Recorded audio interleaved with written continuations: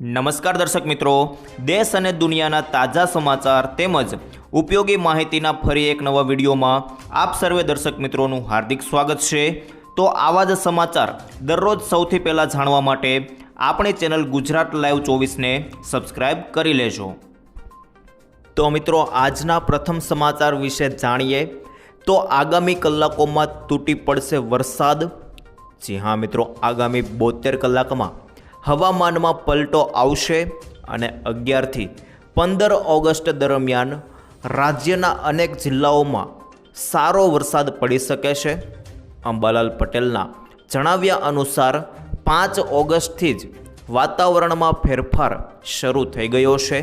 આગામી 3 દિવસમાં દક્ષિણ ગુજરાત સહિત વિવિધ વિસ્તારોમાં વરસાદી ઝાપટા શરૂ થવાની શક્યતા છે। ખાસ કરીને 9, 10 અને 11 ઓગસ્ટ દરમિયાન ઉત્તર ગુજરાતના પાટણ, સમી, હારીજ, મહેસાણા, બનાસકાંઠા અને વાવ, થરાદ તેમજ અરવલ્લી જિલ્લામાં હળવાથી ભારે વરસાદ વરસી શકે છે। કેટલાક વિસ્તારોમાં 3 ઇંચથી વધુ વરસાદ નોંધાઈ શકે છે। તેમણે વધુમાં જણાવ્યું કે 11 અને 12 ઓગસ્ટ દરમિયાન દક્ષિણ ગુજરાતમાં 4 થી 6 ઇંચ સુધી ભારે વરસાદ પડી શકે છે, જેના કારણે તાપી નદીના જળસ્તરમાં વધારો થવાની શક્યતા છે।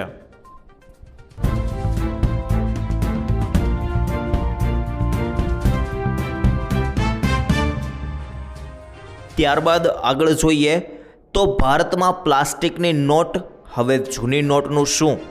ખાસ જોઈ લો મિત્રો, 10 અને 20 રૂપિયાના મૂલ્યોની પ્લાસ્ટિક નોટો ચલણમાં આવી જશે।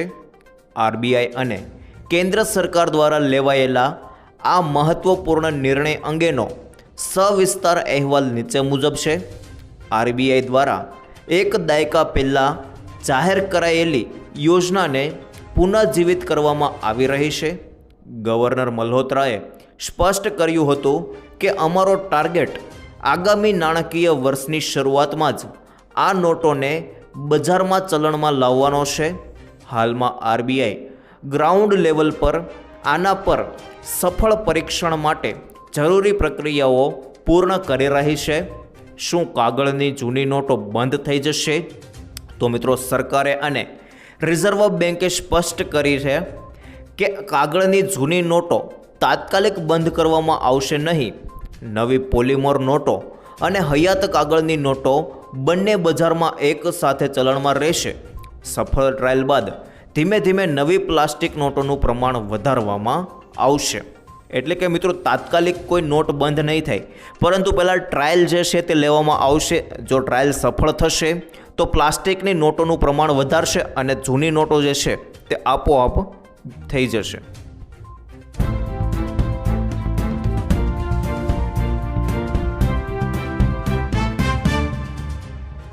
ત્યારબાદ આગળ જોઈએ તો દુષ્કાળ જાહેર કરવાની માંગ। જી હા મિત્રો, દેવભૂમિ દ્વારકા જિલ્લામાં આ વર્ષે જાણે મેઘરાજાએ રૂષણા લીધા હોય તેમ જિલ્લામાં ખૂબ જ નહિવત વરસાદ વરસ્યો છે અને દુષ્કાળના ડાકલા વાગી રહ્યા છે। આ મહત્વના મુદ્દે આમ આદમી પાર્ટીના પ્રદેશ પ્રમુખ ઈસુદાન ગઢવીએ એક વિડીયોના માધ્યમથી જણાવ્યું હતું કે સરકારની સાથે સાથે કુદરત પણ ખેડૂતોથી રૂઠ્યો છે।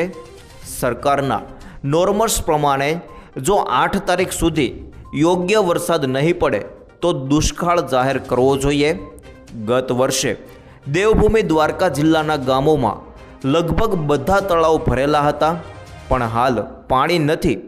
હું મુખ્યમંત્રીને અપીલ કરીશ કે એક વખત હેલિકોપ્ટર લઈને આ બાજુ ચક્કર મારવા આવો અને જો તમારી પાસે સમય ન હોય તો તમે દેવભૂમિ દ્વારકા જિલ્લાનો દુકાળગ્રસ્ત જાહેર કરો, કારણ કે હાલ પાક વીમા યોજના બંધ છે। લોકો ખૂબ જ પરેશાન છે। ખેડૂતોનો પાક ખરાબ થઈ રહ્યો છે। સરકારે ખેડૂતો માટે ઘાસચારાનો પણ બંદોબસ્ત કરવો જોઈએ। ત્યારબાદ આમ આદમી પાર્ટીના ખેડૂત નેતા ઈશુદાન ગઢવીએ ખેડૂતો સાથે ખેતરમાં ગયા હતા અને ત્યાં તેમણે પાકની હાલત જોઈને કહ્યું હતું કે અહીંયા બિયારણ જે છે એ ઉગે એવી પરિસ્થિતિમાં નથી।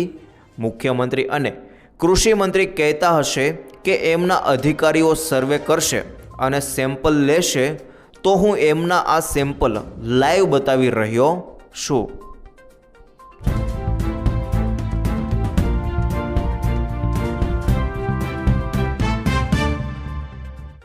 ત્યારબાદ આગળ જોઈએ તો હવે તહેવારો કરવા મોંઘા પડશે. જી હા મિત્રો, વર્ષ 2026ની શરૂઆત ભલે સારી થઈ હોય, પરંતુ છેલ્લા 5 મહિનામાં મોંઘવારીએ સામાન્ય માણસની કમર તોડી નાખી છે. રાશનની દુકાને મળતા તેલ અને કઠોળથી લઈને રોજિંદા વપરાશના દૂધ અને ખાંડ સુધીની 99% વસ્તુઓના ભાવમાં તોતિંગ વધારો ઝીંકાયો છે. આ ભાવ વધારા પાછળનું મુખ્ય કારણ ફેબ્રુઆરી મહિનામાં શરૂ થયેલું ઈરાન અને અમેરિકા વચ્ચેનું યુદ્ધ છે, જેની વૈશ્વિક અસર ભારતના બજારો પણ પડી છે.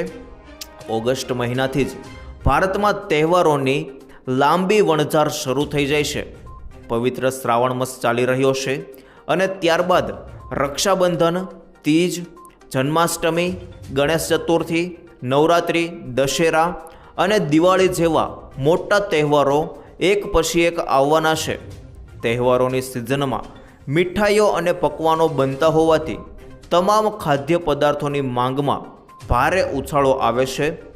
જો વૈશ્વિક સ્તરે યુદ્ધની આ જ સ્થિતિ યથાવત રહેશે અને પુરવઠો ખોરવાયેલો રહેશે તો તહેવારો દરમિયાન સામાન્ય માણસ માટે ફુગાવો હજુ વધુ આકરો સાબિત થઈ શકે છે.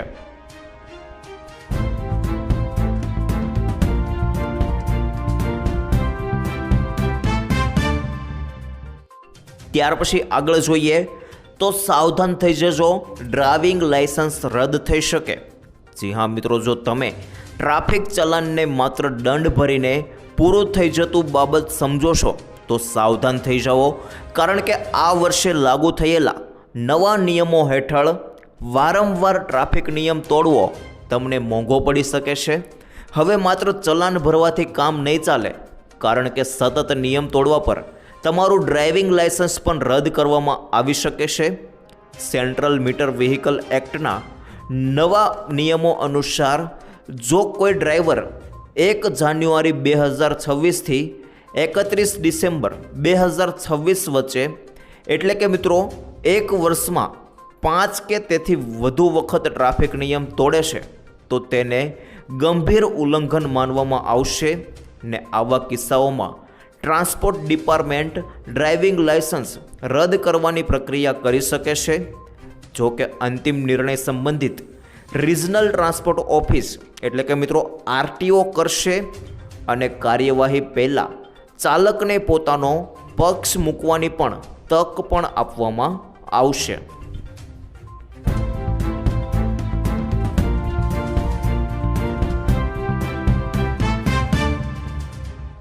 ત્યારબાદ આગળ જોઈએ તો ખાતરને લઈને સરકારનો મોટો નિર્ણય.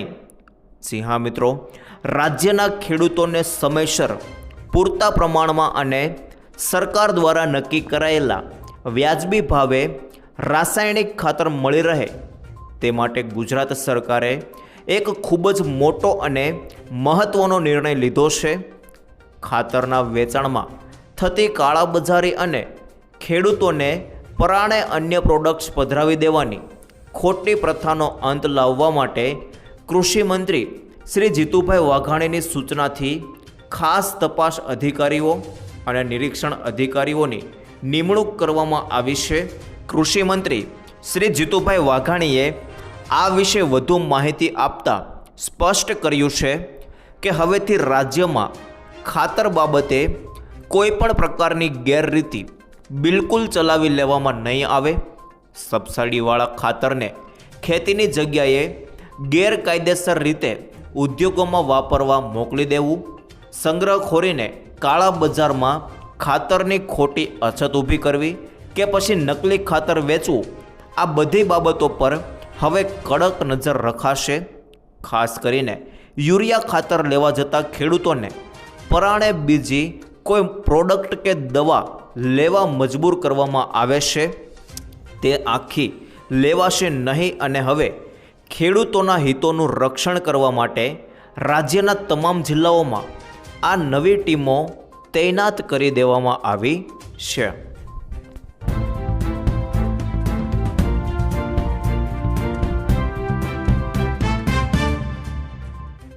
ત્યારબાદ આગળ જોઈએ તો આખું ગુજરાત પ્રતિબંધ. જી હા મિત્રો, છત્તીસગઢ અને મહારાષ્ટ્ર બાદ હવે ગુજરાત સરકારે પણ નાગરિકોના આરોગ્યના હિતમાં એનાલોગ પનીર, ચીઝ અને બટરના ઉત્પાદન, સંગ્રહ, પરિવહન, વિતરણ અને વેચાણ પર પ્રતિબંધ મૂક્યો છે.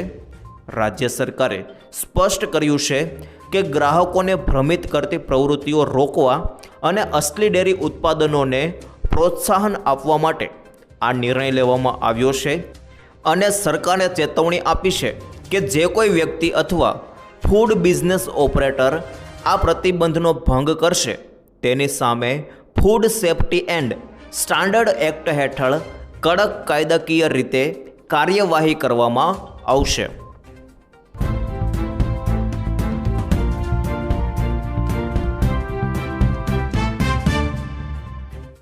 ત્યાર પછી આગળ જોઈએ તો ગેસ સિલિન્ડર મોંઘું થઈ શકે. જી હા મિત્રો, હાલની ઈરાન કટોકટીના કારણે ગલ્ફ સહિતના દેશોમાંથી થતી કુદરતી ગેસની આયાતને ભારે ફટકો પડ્યો હતો અને એક તરફ ઓઇલ માર્કેટિંગ કંપનીઓએ કોમર્શિયલ સહિતના રાંધણ ગેસના ભાવ વધારવા પડ્યા અને એક તબક્કે પુરવઠામાં કાપ પણ મૂકવો પડ્યો હતો. તેથી સરકાર હવે આ પ્રકારના ભવિષ્યની કટોકટી પૂર્વે દેશના ઈંધણ સલામતીને ધ્યાનમાં લઈને ક્રૂડ તેલની માફક કુદરતી ગેસના સ્ટોરેજ પણ ઊભા કરવા માટે તૈયારી થઈ રહી છે. જો કે ગેસની સ્ટોરેજ વ્યવસ્થા ખૂબ જ ટેકનોલોજી તથા મોટું મૂડીરોકાણ માંગી લેશે. તેમાં સરકાર પહોંચી વળવા હવે એલપીજી પર એવી એક ખાસ ચાર્જ વસૂલવા તૈયારી કરી રહી છે જે પ્રતિ કિલો ₹1.29 હશે. મતલબ એ કે તમામ એલપીજી પછી તે ઘરેલું સપ્લાયના 14.5 કિલોના સિલિન્ડર હોય, કોમર્શિયલ 19 કિલો અને જે ઉદ્યોગને એલપીજી પૂરો પાડવામાં આવે છે તે તમામ ગેસ સિલિન્ડરો હવે મોંઘા બનશે. તમારું ઘરેલું સિલિન્ડર ₹18 મોંઘું બની જશે અને સરકાર આ વ્યવસ્થા મારફતે ₹3.60 લાખ કરોડ એકત્ર કરશે, જે લાંબા ગાળે દેશમાં વિવિધ સ્થળોએ એલપીજી ભંડાર ઊભો કરવા માટે ઉપયોગ પણ કરશે.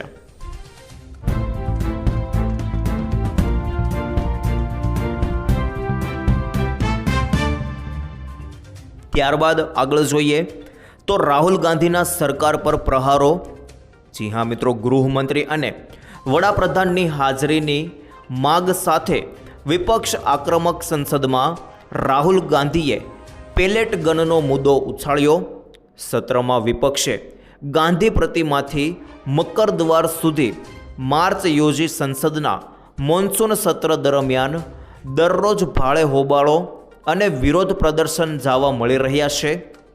જેની અંદર સત્ર શરૂ થતાં પહેલાં બુધવારે વિપક્ષી દળોના દિગ્ગજ નેતાઓએ સંસદ સંકુલમાં ગાંધી પ્રતિમાથી મકરદ્વાર સુધી એક વિશાળ માર્ચનું આયોજન કર્યું હતું. કોંગ્રેસના નેતા રાહુલ ગાંધીએ સવાલ કર્યો હતો કે આંદોલનકારીઓ પર પેલેટ ગન કોના સત્તાવાર આદેશથી ચલાવવામાં આવી હતી. વિપક્ષ સહિત માંગ કરી રહ્યો છે કે ગૃહમંત્રી સંસદમાં આવીને આ ગંભીર મામલે દેશને સ્પષ્ટ જવાબ આપે અને સુરક્ષા વ્યવસ્થા પર ખુલાસો કરે. સંસદની બહારથી લઈને અંદર સુધી દાનચોરીનો વિવાદાસ્પદ મુદ્દો પણ ખૂબ ગરમાયો હતો.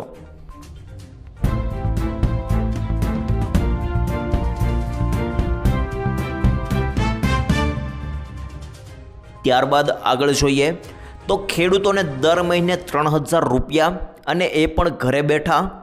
જી હા મિત્રો, આ મહત્વાકાંક્ષી નિર્ણયથી દેશના ખેડૂતોને 60 વર્ષની ઉંમર પછી દર મહિને ₹3000 એટલે કે વર્ષે ₹36,000નું ગેરંટીકૃત માસિક પેન્શન મળવાપાત્ર થશે. સૌથી ખાસ વાત તો એ છે કે આ પેન્શન યોજના માટે ખેડૂતોએ પોતાના ખિસ્સામાંથી એક પણ રૂપિયો અલગથી ખર્ચવો પડશે નહીં. આ સંકલિત વ્યવસ્થાનો સૌથી મોટો ફાયદો એ છે કે ખેડૂતો પર કોઈ વધારાનો આર્થિક બોજ નહીં પડે.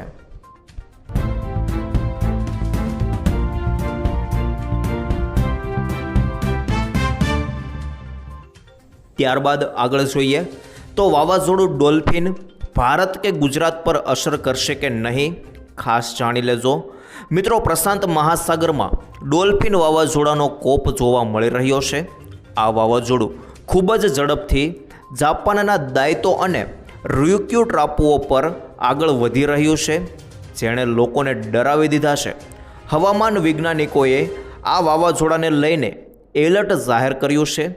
વૈજ્ઞાનિકોએ જણાવ્યા મુજબ આ વાવાઝોડાથી ભારતને કોઈ સીધું જોખમ નથી, પણ તેની અસરો ચોક્કસપણે વર્તાઈ શકે છે. હવે આ અસરો કઈ રીતે? તો મિત્રો, આ વાવાઝોડાના કારણે બંગાળની ખાડીની અંદર સિસ્ટમો બની શકે અને આ સિસ્ટમોના કારણે ભારતની અંદર ભારે વરસાદ પડી શકે છે.